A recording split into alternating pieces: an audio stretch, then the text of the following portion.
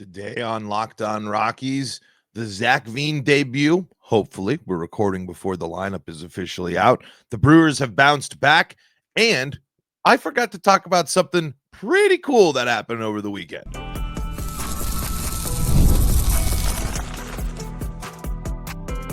You are Locked On Rockies, your daily Colorado Rockies podcast. Part of the Locked On Podcast Network, your team every day.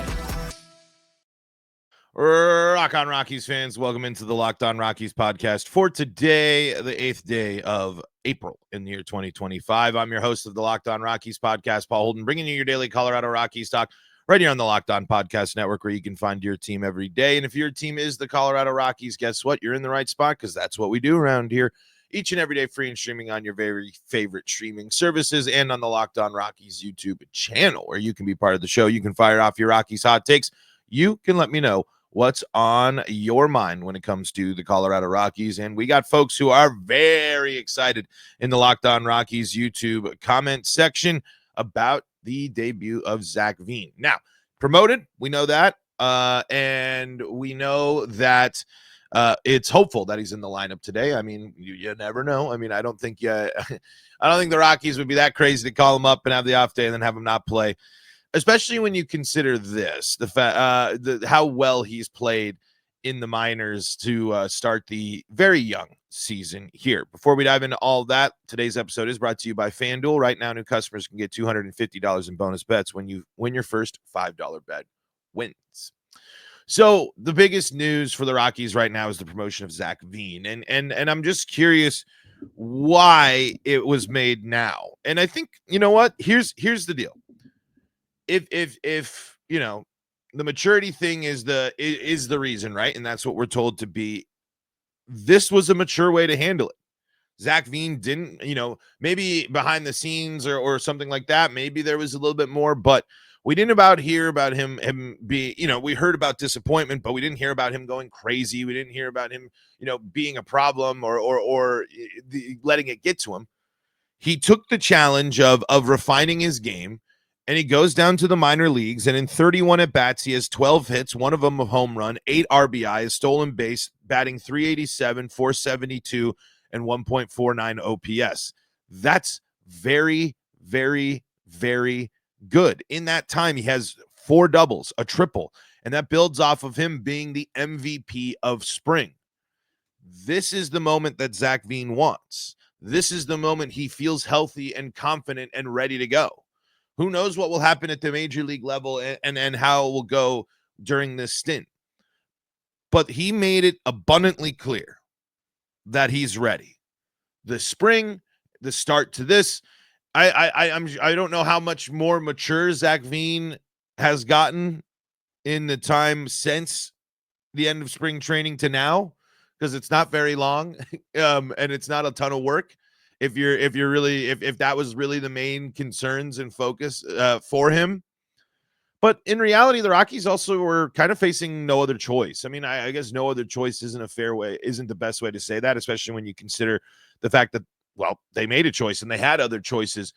But you're spiraling. Your team looks lackadaisical. Your team needs something. Your team, there was so many reasons to point to making this move, because it came down to why not. What would be the difference in promoting Veen and getting him some playing time versus doing what the Rockies are doing right now on offense and doing what they're doing right now when it comes to sending people out there? And you know what? Why the other young guys that are trying to figure out this logjam, they're also not impervious to being sent back down and needing to work on things as well. It's a bummer. Jordan Beck certainly didn't want to be the one, but you need to, you're not going to carry it. It's clear the Rockies aren't going to carry just a full squad of young outfielders, and they are going to play Nick Martini. That's part of why he made the team, and that's part of what the Rockies will always do. However, there have been younger guys getting into the game. Martini hasn't played every single game, and you'd have to, I believe, what would that be? Probably DFA or waive or cut Nick Martini at this point. I guess I would imagine. I can't remember how that would work. With his, because I know he wasn't technically a minor league deal, So he might have the option. I don't know what type of minor league option Nick Martini would even have, and if he would even take it. But way too early to get in on that. But it could be a sign that the Rockies are moving in that direction, though. It could be a sign where the Rockies are actually saying, like, okay, like let's see what we got. Let's see what happens. Let's see how this goes. What do we have to lose? Starting the season the way we did, looking at the shape of the NL West and the rest of baseball. What truly do the Rockies have to lose by making these moves? I think, when you look at Dollander and you're kind of like, oh, well, that can be related a little bit to injury and stuff like that. But this Veen one, the Veen one is, hey, he's just done nothing but make noise since spring started. Like, again, it's not like it was a okay line to start spring training for spring training to start the AAA season at Albuquerque for Zac Veen. 387, 472, and an OPS of 1.149, including a home run and an RBI. I mean, if this was in the Rockies lineup right now, there's a great chance the Rockies have a couple more wins, they don't lose maybe to the Rays or something like that. The point is, we have to be. This is a moment, I think, where the Rockies. This is where they're showing us that they are doing something different, that they are willing to make this type of move, that they are willing to see what they have and truly trust some of these high level prospects and go from there. We'll see how it pans out, but it's cool to see the Rockies at least trusting and believing in their guy now. I mean, maybe they needed that last little bit of convincing, I guess. But you can just tell. I mean, just going over here into the Locked On Rockies YouTube comment section. Super hyped for Veen, says Darian. Sucks for Beck, but hopefully he can go and get hot in AAA and maybe take Martini's spot. Let's see here. Lux Ace says, I was at the game on opening day in yesterday's game. It was so fun watching Dollander pitch and seeing the Rockies team wake up. I called out of work for that too, and then my day just got better when they called up Veen. I'm going to the game Tuesday as well for Veen's MLB debut. I'm hyped as heck. Looks like we got another Rockies fan here. Deadshot's going to be watching Zac Veen debut today. Here's what Jim says. Did hell freeze over? But seriously, maybe someone listened to the fans. Excited to see what Zac Veen can do in the majors. Credit where it is due. I hope to start seeing a number of positive plays by this team. We have seen some good plays like the recent triple play and Freeland pitching and yesterday Dollander. It's really like a musical troupe. In the beginning, it's not good, but as long as some performers are good and others are starting to get themselves together and they keep practicing getting better, by then the third or fourth show, after a week or two, they'll be coming together. It won't be a masterpiece this year, but maybe the Rockies can surprise the critics and the rest of us. Hope is still alive. Timothy says, I think it will get the team going. Chase had a solid debut and Veen will bring new energy. I do think Sunday is what the offense needed to get going. There are good players throughout the lineup. KB did look well as here. And Charles Darwin says, Brewer fan here. This sounds like it might be a tough series coming up. I don't know. We'll dive into that here in segment number 2, but I want to go back to Darian, who says, don't think they have the as he says, the balls to DFA him or even Bouchard. It'll be interesting. I think at one point this year, you're going to see someone's going, whether it be a trade, whether it be a DFA. It'll happen. It'll happen this year at some point, probably a little bit later on, probably closer to the trade deadline, but I certainly can count on that. There's just simply, especially if Veen breaks out, if Veen succeeds the way we hope, I mean, that really changes the picture for some people. And I really wonder, will any of these other options be interesting for the Rockies to be able to move in trades? Maybe not to bring anything in major, but address, maybe add something to the bullpen, maybe get draft picks or something down the line, maybe take some flyers on some prospects just to add some depth down into the minors as well. Because eventually you're going to have to do something with this outfield, especially if Veen or Beck or Bouchard, any of them start performing. You're going to have decisions that you need to make sooner rather than, well, I guess you have up until the trade deadline really for some of those decisions. So not sooner, but at some point. All right, let's talk about the Brewers here next. And I think something that if you're not actively paying attention to baseball, you might be thinking that the Rockies are looking at a team that's on the ropes to start the season. They've bounced back, and we want to talk about that coming up next on today's episode of Locked on Rockies. Before we do that, though, got to tell you about the folks that help make this show possible, and that includes FanDuel. The NBA playoffs are almost here, and FanDuel is giving new customers an incredible way to get in on the action. Right now, when you join FanDuel and place your first $5 bet, you'll get $250 in bonus bets if your bet wins. Yes, that's $5 bet can turn into $250 in bonus bets if your first bet wins. FanDuel makes betting super easy, whether it's picking your favorite team and back in the Denver Nuggets or diving into the player props like threes, rebounds, steals, all that good stuff. FanDuel has so many ways to bet your favorite player props. Plus, after the game tips off, you can even combine live prop bets into a same-game parlay for a chance to win big. Don't miss out. Head out to FanDuel.com and claim your $250 in bonus bets today. That's FanDuel.com. FanDuel.com.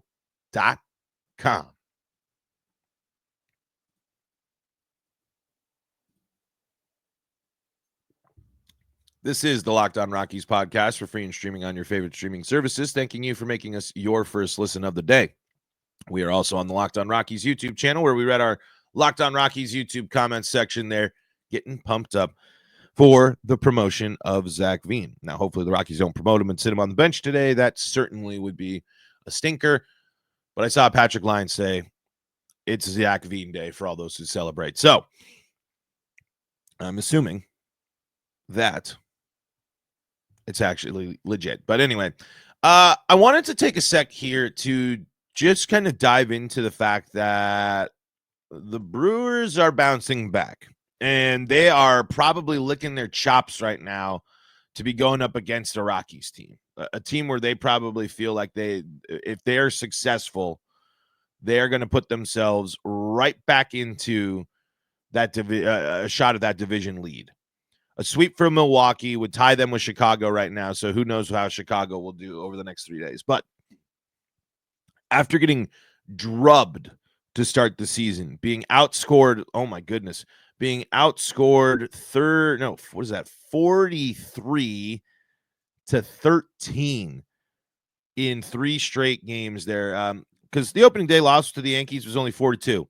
Then there was the torpedo home run game. Then there was another game where they gave up double digits. And then another game in the opening series to the Royals where they gave up double digits. But in response to that, they have gone on a bit of a tear here. They have won 5 out of their last 6 games, including 2 shutouts in that time, 1 against the Royals and 1 against the Reds here. This is a team we know that pitching is something that they can work on here or not work on, have been successful at. And it's also, when you look at kind of like the forecast and everything here, this should be a more traditional kind of style of course field this week. It's looking like about the high today, about 72. I know the lows there in the 40s as you get into the evening, but it's looking like 60s and sunny and maybe, cloudy and stuff, but it's going to be pretty classic course field baseball going on this week. And coming into this here too, as the Rockies are going to be taking on Freddie Peralta here. And Freddie Peralta so far this season has 16 strikeouts. So that, exactly immediately there, right? That's the thing where you're looking at and it's kind of flashing the warning signs. And this is all while having, what is it? 1, 2, 3, 4, 5 pitchers on the IL for Milwaukee right now. It's a spot where this is a moment here. If this little rebound with the youth guys, and if the new energy is going to help, you're going to be challenged right away. And again, this is also a team, like we said, with that bounced back, not only in terms of pitching, but they've been scoring of late as well. The last 2 games for the Brewers against the Reds, they did lose 11-7, but that's 15 total runs in the last 2 games for the Brewers offense. And again, coming into a hitter-friendly environment, but we'll see if how the starters will match up and compete for the Colorado Rockies, with Kyle Freeland leading the way here for them today.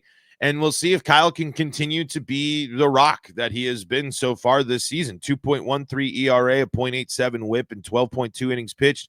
11 or 10 strikeouts, no walks so far, no home runs. That's going to be the big difference maker here for not only Kyle, but all of the Rockies throughout this series, keeping the ball in the yard, preventing that long ball from being the big problem. We've seen home runs be a little bit of an issue, but not as bad as we've seen in the past with the Rockies. So if they hopefully they are able to keep the ball in the yard and induce that contact, we'll see again how that goes there.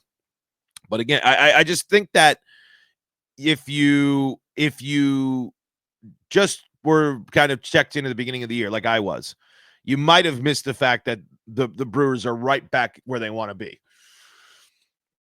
And they have the power to be an interesting team. It's just such a fascinating division, man. Like because you look at this division: Chicago, Milwaukee, St. Louis, Pittsburgh, Cincinnati, and there's some teams. I mean, especially this year, you're kind of rolling your eyes maybe at most of that division, depending on postseason performance.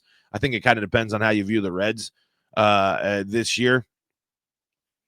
And it's just like, man, I feel like, Chicago has been aggressive on stuff, but could be more aggressive in areas to build, I think, a team that would really take advantage of a weaker division.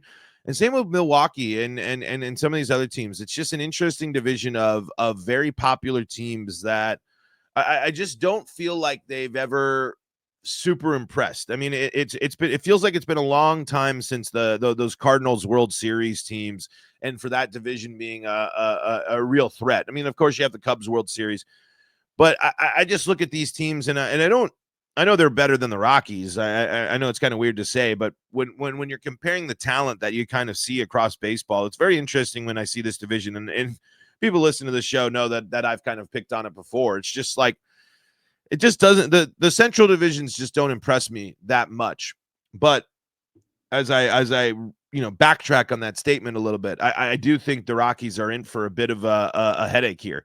A team getting hot, a team looking to, take advantage of a situation like this that could get them back where they want to be at the top of the division. And I know that's early. I know it's way early and all that stuff, but I think these games are going to matter. I mean, when you're a team that has playoff and high aspirations, it doesn't matter when in the season you play them. You can't afford to lose series to teams like the Rockies or the White Sox or the Marlins, or like, if you're a good team, losing those series could be the difference maker between a wild card and a division spot, could be the difference between a bye or not. I mean, it's not a big deal in terms of kind of like the Rockies in the division, because there's so many, and you can kind of pick you have a bad series against San Diego, you can pick yourself up, or San Diego has a bad series against the Rockies, they can bounce back and have another chance. But when you only get 6 shots, 2 series maybe, to play a team that you believe you should handle, these are games that it doesn't matter April, June, September, it doesn't matter when they are, they're going to matter down the line. Like I mean, think about how if the Brewers if the Rockies win this series and maybe even sweep, somehow. Think about if the Brewers finish like a game and a half out at the end of the year. Yes, there's a billion other games, but good teams handle business no matter what part of the season. That's what I think is the sign of a good team. You know what I mean? They don't let all of the outside factors of baseball get in the way of you handling business against teams that you should beat. I think if you are a true good sign of a true good team is an above 500 record against 500 teams that are less than 500 or under 500. Shows a mental toughness, shows the ability to get the job done, and shows that this is a team that, no matter the stakes, no matter the opponent, they don't underestimate them. So again, plenty of time for the Brewers to make up for if they have if as we saw, they made up for their cold start. But I do think these games have a little bit more intrigue for these teams that might be finding themselves close to the playoff fringe. even though the Brewers have a good chance of winning the division. All right, I want to talk about the triple play that happened this weekend and wrap up the show. Coming up next on today's episode of Locked on Rockies. Before we do that, though, got to tell you about the folks that help make this show possible, and that includes Just Ingredients. When it comes to fueling your body, quality matters. That's why Just Ingredients is changing the game with clean, high-quality products designed to support better health and peak performance. Just Ingredients offers an NSF-certified line of protein powder, electrolytes, pre-workout, and creatine, all rigorously tested to ensure they're free from substances banned by major athletic organizations. Just Ingredients is also partnered with two-time MVP Bryce Harper, who trusts their NSF-certified sports line to fuel his training and recovery. I've been using the pre-workout and the protein, and it's been a great 1-2 punch for my workouts. The pre-workout gets you the right amount of energy while tasting sweet and delicious like pink lemonade, because it's pink lemonade flavor. And after, you get the protein you need with the protein powder. They got the clean and transparent ingredients that are wholesome, nourishing without the artificial junk, and that grass-fed whey protein is the perfect thing for post-workout, and the pre-workout delivers real results. Justingredients.us is where you want to go. That's justingredients.us, and use code LOCKEDONMLB for 20% off. And for more wellness tips, follow at just.ingredients on Instagram.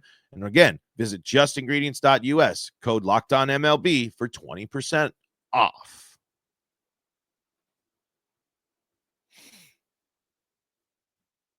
This is the Locked On Rockies podcast for free and streaming on your favorite streaming services, bringing you your daily Colorado Rockies talk right here on the Locked On Podcast Network. Hey, Rockies turned a triple play, which was super cool, folks. I mean, when you get a chance to see stuff like that, that is just always so freaking fun. I mean, it doesn't matter. I know the loss, I know everything else, but it's just always cool when that type of stuff happens, and it's just it's just one of those moments where it's cool that to hear the players talk about how big of a deal it is to them, to talk about how big of a moment it is for them to be part of something that happens so rarely. And it is crazy. I mean, it's just, you think about the odds and the chances and everything and the possibilities. Everything has to go right? Like and that has to start from being lucky from the ball coming off of the bat. The ball has to come off the bat in the perfect way to set up the triple play. And it's just, again, it's one of those reminders of just it is a treat with how good the offense or the defense is. We've seen a couple of hiccups with the defense from time to time, but it is a good reminder of just like, wow, the Rockies have had incredible defense at third base for just so long at this point. It's just been the standard. And then watching again, we've seen Ezequiel Tovar make a couple of big plays and continue to thrive in that shortstop position. We've seen some errant throws from Tovar, and we've seen some errant throws from everybody this year. We have seen errors from the defense. It's been far from perfect. But when it's at its best, when it's needed big opportunities, we've seen the Rockies make the big defensive plays. One of their only wins, one of their 2 wins, comes really on the backs of how good their defense is. So this triple play, while it's something that'll just be kind of a footnote in the season, it's still a cool thing. It's still something that it's cool to talk about and think about, not only for the rarity of it, but it is the reminder through this tough time that there is stuff that is going to work for the Rockies, that is working for the Rockies, and the defense is going to be able to come up and make big plays and do cool things. The offense part for these players is still something that needs to be unlocked, certainly on a consistent basis, but we have seen these guys make big plays on defense time and time again. And while we shouldn't be as surprised, it's still so enjoyable to watch. I think good defense is something that is underrated from the viewing side of baseball. Everything, people love big sliding catches and everything, but when you know that your defense has your back as a pitcher, when you know your defense is in a spot that they're going to be able to change the game and really make an impact on how the the offense of the opposition is going to do, how many runs are going to actually be scored, what's actually going to be the pace and the flow of this game. It is truly one of the Rockies' strengths. And if it's just it's so frustrating that the Rockies can be so successful in that area and still seem far behind in the other ones, because if you just put them together, I mean, if you just paired the offense on level with the defense, the Rockies could win so many more shootouts and close games too. I mean, this defense has the capability to keep the Rockies in one-run ball games. I mean, it's not just up to them, of course, but there are guys on this team that can make big plays in big situations to keep a tight game tight and keep a short lead. They just got to be able to be put in situations where it's not walks that are setting up immediate base runners or big hard hit contact right off the bat. Out of the three major areas, pitching, defense, and offense, the Rockies being, strong in only one of those is a big problem, and it's something that they're going to have to address as the season goes on, and as things continue to develop here throughout the season. I really hope, though, that Sunday was a kickstart for the offense, mixed with the Veen promotion. Hopefully, the energy is high enough to start getting this Rockies team in a position to surprise some folks, get some wins here against Milwaukee before a dreaded California road trip. Folks, we're going to keep it a little short today as we got the MLB Squad Show coming up in just a little bit as well. So plenty more baseball coverage here on the channel coming up for you to enjoy. What's that? Well, it's a new show on all the channels for people to check out, and I'll let you see for yourself coming up here in just a little bit. And thank you so much for making us your first listen of the day. We're free and streaming on your favorite streaming services, and if you want to be part of the show, head on over to the Locked On Rockies YouTube comment section. Fire off your Rockies hot takes and let me know what's on your mind. Until next time, I'm Paul Holden saying so long from the Locked On Rockies podcast. And before we do that, reminder, we got you covered for all Colorado sports. Locked On Broncos, Locked On Avalanche, Locked On Nuggets, Locked On Buffs, all where you find your favorite podcasts.